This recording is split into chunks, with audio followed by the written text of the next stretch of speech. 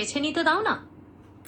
নিশ্চয়ই, তুমি নিজেই বেছে নাও। আমি তো তোমাকে আলাদা করে কোনো রুটিন করে দিতে পারবো না, কারণ আমার রুটিনে তুমি চলবে না। প্রত্যেকবার রুটিন তৈরি হয়, প্রত্যেকবার তুমি সেটা ভেঙে চলেছো।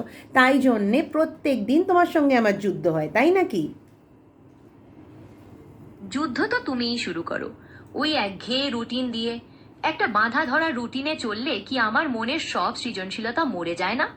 মাঝে মধ্যে একটু এলোমেলো হলে কি খুব ক্ষতি হয়? তোমার ওই নিয়ম কানুনের বেড়াজাল থেকে তো আমার দম বন্ধ হয়ে আসে।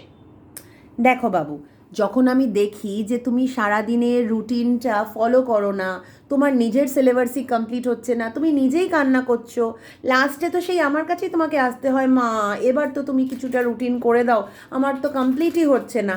তখন আমি কি করব বলো? ঠিক আছে, মানলাম, হয়তো তোমার রুটিনটা আমার ভালোর জন্যই। কিন্তু মাঝে মাঝে একটু এদিক ওদিক হলে কি খুব ক্ষতি হয়ে যায়? একটু নিজের মতো করে বাঁচতে ইচ্ছে করে। সব সময় নিয়মে চললে দম বন্ধ হয়ে আসে। তুমি কি একটু নমনীয় হতে পারো মা, যাতে আমার কাজটাও হয়, কিন্তু আমি একটু হাঁপও ছাড়তে পারি? তাহলে ঠিক আছে, তুমি আমার দিকটা বোঝো, আমি তোমার দিকটা বুঝি।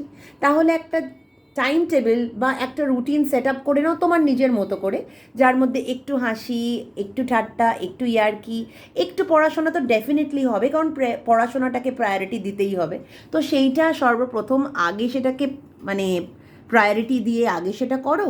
তারপরে আমার মনে হয় বাকি যে খেলাধুলো, মজা, আড্ডা বা সিনেমা দেখা বা বন্ধুদের সঙ্গে যতটুকু সময় কাটানো সেগুলো তুমি ডিসাইড করে নেবে।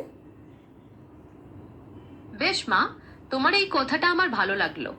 আমি আমার মতো করে একটা রুটিন বানিয়ে নেব, যেখানে পড়াশোনাকে ঠিকঠাক গুরুত্ব দেব, আবার রিফ্রেশমেন্টের জন্য সময় রাখবো।